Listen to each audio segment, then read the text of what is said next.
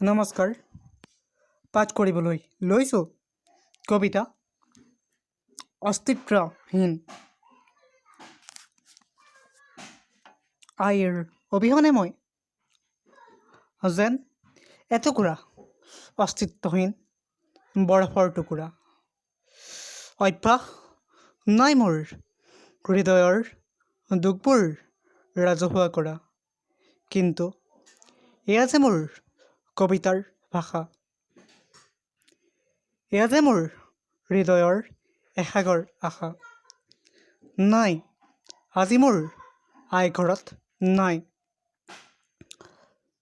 মোৰ লগত আছে কেৱল তেওঁৰ আপোনতা, মিঠা মাত্ৰাৰ মাদকতা।